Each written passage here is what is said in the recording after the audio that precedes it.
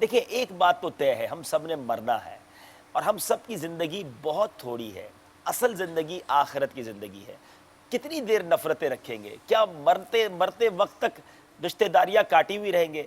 کیا مرتے وقت تک ہم دور ہی رہیں گے، ناراض ایک دوسرے سے رہیں گے؟ نفرتوں کے ساتھ زندگی آپ کیوں گزارنا چاہتے ہیں؟ تھوڑی زندگی ہے، خوشیوں کے ساتھ مسکراتے ہوئے ایک دوسرے کا خیال رکھتے ہوئے گزاریے۔ اور مرنے کے بعد ہم سب ایک بات تو چاہتے ہیں نا کہ ہمیں جنت میں گھر بھی ملے اور ہم سے حساب کتاب نہ لیا جائے، اور حساب بڑی آسانی کے ساتھ ہو جائے۔ حدیث پاک میں آتا ہے جس کا مفہوم ہے کہ جس شخص میں 3 عادتیں ہوں گی، اللہ تبارک و تعالیٰ اس کو جنت میں محل بھی عطا فرمائے گا اور اس کا حساب بھی آسانی سے لے گا۔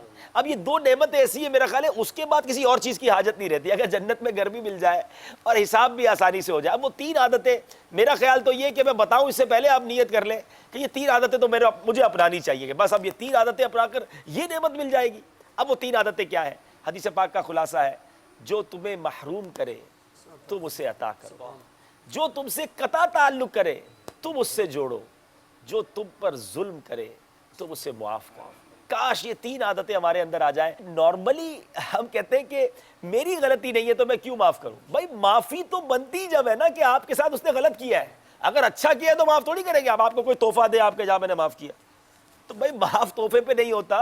معافی کے جتنے بھی فضائل ہیں وہ اسی صورت میں ہے کہ سامنے والے نے آپ کے مزاج کے خلاف، آپ کی طبیعت کے خلاف کوئی ایسی بات کی جو آپ کو اچھی نہیں لگی، آپ پر ظلم ہو گیا، آپ سے ناانصافی ہو گئی۔ اب یہ آپ پر ہے۔ میں خاص طور پہ میرے بزرگوں سے، نوجوانوں سے جو بھی رشتہ داریاں توڑے ہوئے ہیں، خدا را اللہ رسول کا واسطہ آپ کو دیتا ہوں، آپ کی عید دوبالا ہو جائے گی، اتنی برکتیں آپ کو ملیں گی۔ آگے بڑھیے، یہ نہ سوچیں کہ وہ پہل کرے، میں پہل کر لیتا ہوں۔